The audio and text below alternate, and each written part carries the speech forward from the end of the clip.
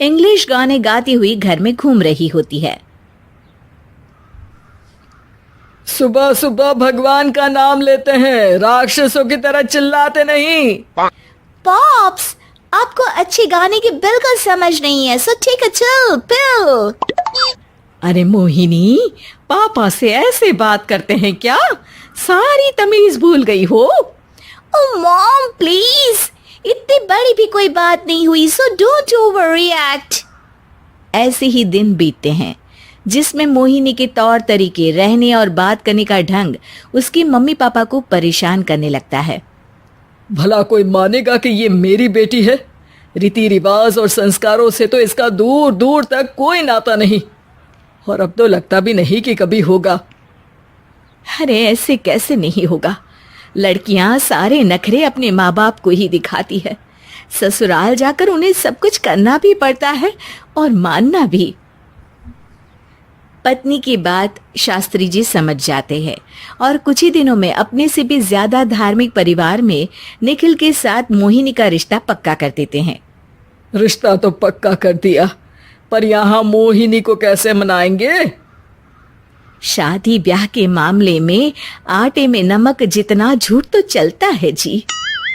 इसी तरह एक के बाद एक तिकड़म लगाते हुए दोनों मिलकर मोहिनी को शादी के लिए तैयार कर लेते हैं और मोहिनी निखिल की शादी हो जाती है, जिसके अगले दिन से ही मोहिनी दोबारा अपने पूरे अवतार में शॉर्ट ड्रेस पहनकर घर में घूमने लगती है।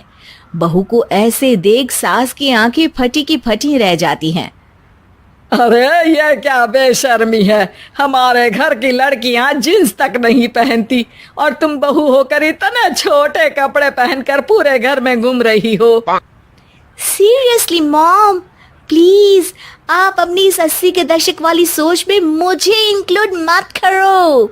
हाय तौबा, एक तो बेशर्मी दिखाती है, ऊपर से सास के साथ जुबान भी लड़ाती है। अरे जल्दी कपड़े बदल कर आ, घर की पहली आरती तुम्हें ही करनी है। इतनी देर में निखिल भी वहां आ जाता है। माँ पापा आने वाले हैं, पूजा का सारा सामान तैयार है ना? ये पूजा हमेशा मेरे बॉयफ्रेंड्स के पीछे पड़ी रहती थी और अब हस्बैंड के पीछे भी आ गई। मोहिनी की बातें सुन सास तो अपना सिर पकड़ लेती है, लेकिन निखिल किसी न किसी तरह उसे पूजा के लिए कन्विंस करके कपड़े चेंज करने के लिए भेज देता है, जिस पर पूजा खत्म होने के बाद वो एक बार फिर अपनी शॉर्ट ड्रेस में आ जाती है। बहू, ये क्या तरीका है? संस्कार नाम की कोई चीज है या नहीं? नहीं ससुर जी, संस्कार मेरा दूसरा बॉयफ्रेंड था, अब तो मेरा उससे कोई कांटेक्ट नहीं है। मोहिनी का जवाब सुन के ससुर तो भगवान नाम जपते वहां से चले जाते हैं, लेकिन सास बहू के बीच कहा सुनी फिर शुरू हो जाती है, जिसे इग्नोर करते हुए मोहिनी घर से बाहर चली जाती है और देर रात घर वापस आती है। मोहिनी, मैं जानता हूँ कि तुम विदेश में रही हो और तुम्हें वहीं की आदत है, पर यहाँ चीजें कुछ अलग है। अगर तुम उस हिसाब से कुछ एडजस्ट कर लो तो सबके लिए सही हो जाएगा। I am not in a lecture mood. Good night.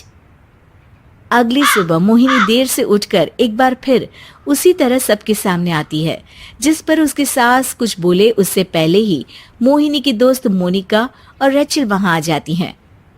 Oh hi darling, how are you?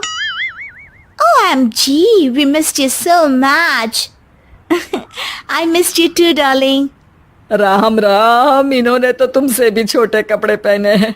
अरे तुम लोगों के अंदर कोई शर्म लिहाज बाकी भी है या सब बेच खाई? मोहिनी, तुम्हारी मेड कुछ ज्यादा नहीं बोलती? इस पर मोहिनी की दोस्त उसकी सास का मजाक बनाने लगती है, जिसे सुन निखिल उन्हें जवाब देते हुए कड़वे शब्द सुना देता है और वो सुन के वो दोनों तो मुंह बनाए वहां से चली जाती है, लेकिन गुस्से से लाल मोहिनी वहीं खड़ी निखिल को घूरती रहती है। घूर क्या रही हो? तुमसे शादी की ये सोचकर कि विदेश में पढ़ी लिखी हो, घर में कोई पॉजिटिव चेंज लाओगी, अपनी करियर के लिए एम्बिशियस होगी, पर अपने इस बिहेवियर से उस पढ़ाई के साथ साथ अपने मम्मी पापा के नाम को भी डुबो रही हो। अगर तुम्हें ऐसे ही हाल रखना है तो यहाँ रहने की कोई जरूरत नहीं है।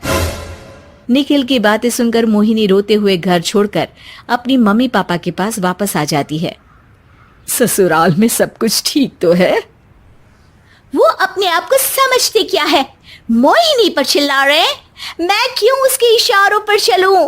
मैं अपनी लाइफ अपने तरीके से जीना चाहती हूँ और वो ना आप लोगों को मंजूर था और ना ही उन्हें है। तुम यहाँ नहीं रह सकती। अपने पापा की बात सुन के मोहिनी हैरान रह जाती है। हाँ, तुमने बिल्कुल सही सुना। अगर तुम्हें अपने इस घमंड, बेशर्मी और बदतमीजी में ही जीना है तो तुम यहाँ भी नहीं रह सकती। बेटी, मैं मानता हूँ हमारे यहाँ रीति रिवाज बहुत मायने रखते हैं और हमने उन्हीं के ओवरडोज से बचाने के लिए तुम्हें विदेश भेजा था। एक लड़की जो शादी करके घर और बच्चे संभालती है, उससे तुम अपने आप को ज्यादा समझ सको इसके लिए भेजा था। तुम उससे ज्यादा समझो और बनो, पर तुम तो किसी दूसरी ही ट्रेन में चढ़ गई बेटा।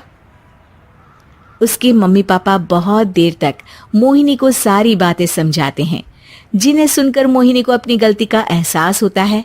वो जॉब ज्वाइन कर लेती है और ससुराल वापस आकर उन्हें मॉडर्न बनाती है और खुद भी कुछ रिवाज सीखते हुए खुशी से रहने लगती है।